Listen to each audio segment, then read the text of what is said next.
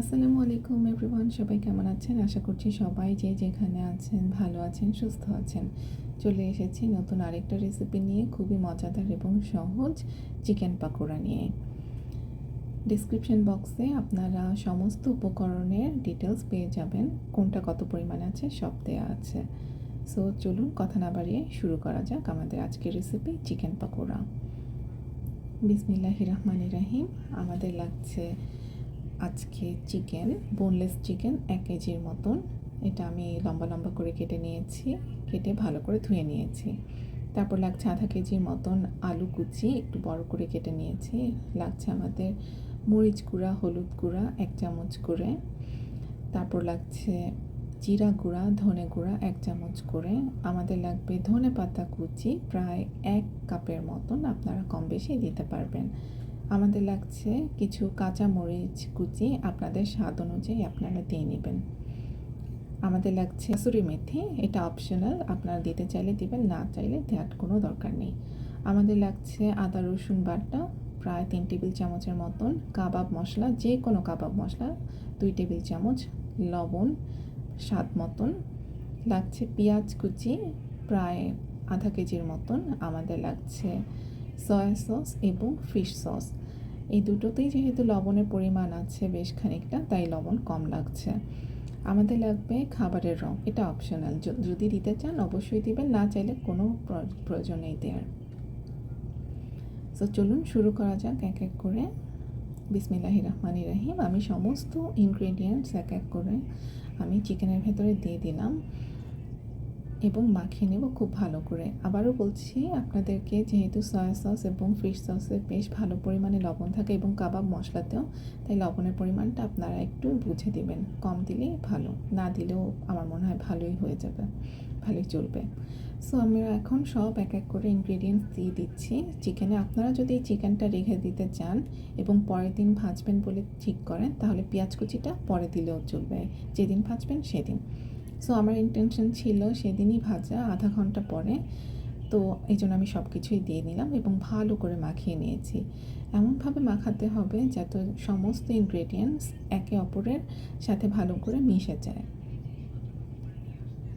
আমি এটা ভালো করে মাখিয়ে ফ্রিজে রেখে দেবো, নর্মাল ফ্রিজে রেখে দেবো প্রায় আধা ঘন্টার মতন, যাতে সমস্ত মশলা ভালো করে চিকেনের ভেতরে ঢোকে এবং ম্যারিনেট হয়। আর আপনারা যদি পরের দিন করতে চান, ওভারনাইট ম্যারিনেট করে রেখে দিতে পারেন, পেঁয়াজটা যখন ভাজবেন তার আগে দিলেই হবে। সো ভালো করে মেখে নিলাম এবং দেখতে পাচ্ছেন এটা কেমন যেন একটু ছাড়া ছাড়া হয়েছে, কোনো অসুবিধা নাই, আমরা এটা পরে ঠিক করে নেব। ছাড়া ছাড়া থাকলেও মশলাগুলো ঢুকলেই হবে আমাদের আপাতত। তো এটা মেখে টেখে আমরা এটা ফ্রিজের মধ্যে রেখে দিব আধা ঘন্টার মতন। আধা ঘন্টা পর দেখতে পাচ্ছেন আমাদের চিকেন ম্যারিনেট করার পর এই অবস্থায় এসেছে। সো আমরা এর ভেতরে এখন দিয়ে নিব কর্নফ্লাওয়ার। আপনারা দেখেছেন চিকেনটা কেমন ছাড়া ছাড়া, ঠিক মতন বাইন্ডিং হচ্ছে না। সো চিকেনের ভেতরে আমি কর্নফ্লাওয়ার দিয়ে নিলাম। এখানে আপনাদের অপশন আছে, আপনারা যদি কর্নফ্লাওয়ার আধা এবং ময়দা আধা করে দিতে চান সেটাও দিতে পারবেন, অথবা শুধু কর্নফ্লাওয়ার দিয়ে আপনারা এটা মেখে নিতে পারবেন, অথবা বেসন দিয়েও মাখতে পারবেন, এটা আপনাদের উপর। এবং সেটা লাগছে প্রায় 1 কাপের মতন। একটা কড়াই নিয়ে নিয়েছি, সেটার ভেতরে তেল দিয়ে নিচ্ছি পর্যাপ্ত পরিমাণে, কারণ আজকে আমরা এটা ডুবো তেলে ভাজবো পাকোড়াগুলো, যাতে মচমচে এবং মজাদার হয়। চুলা হাই হিটে আছে। বিসমিল্লাহির রহমানির রহিম। এক এক করে আমি দিয়ে দিলাম চিকেন পাকোড়াগুলো চিকেন পাকোড়ার শেপে। সো আমরা হাই হিটে এটা কিছুক্ষণ ভেজে নিব, মাঝে কিছুক্ষণ সময়ের জন্য মিডিয়াম হিট দিব। যদি মনে হয় যে পুড়ে যাচ্ছে আপনাদের, তাহলে মিডিয়াম হিটে দিয়ে দেবেন। আমারটা একটু পোড়া পোড়া হয়ে যাচ্ছিলো, এই জন্য আমি মিডিয়াম হিটে দিয়ে নিয়েছিলাম।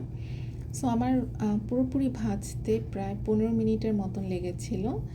এপিট ওপিট করে বারবার উল্টে পাল্টে দিচ্ছিলাম যাতে পোড়া না লাগে। এবং এই যে দেখতে পাচ্ছেন এরকম একটা ঝাঁঝরি মতন একটা দিয়ে বারবার উল্টে পাল্টে নিচ্ছিলাম। প্রায় ভাজা হয়ে এসেছে। খুবই খুবই খুবই টেস্টি এবং ইজি একটা রেসিপি, আপনারা অবশ্যই অবশ্যই বাসায় ট্রাই করবেন এবং আমাকে জানাবেন কেমন হয়েছে। এই যে দেখতে পাচ্ছেন আমাদের প্রথম ব্যাচ অলরেডি হয়ে গেছে, ভাজা, এরকম করে এক এক করে আপনারা ভেজে নেবেন এবং অবশ্যই গরম গরম খাবেন, খুবই মজার। এটা খেতে পারেন আপনারা সস ছাড়াই, খুবই মজার, বিকালে চায়ের সাথে খুবই জমবে এটা। সো আজ এই পর্যন্তই দর্শক মণ্ডলীরা, সবাই ভালো থাকবেন, সুস্থ থাকবেন, আল্লাহর রহমতে থাকবেন এবং আমার চ্যানেলে আপনারা সাবস্ক্রাইব করবেন, লাইক করবেন, কমেন্ট করবেন। সবাই ভালো থাকবেন। আল্লাহ হাফিজ।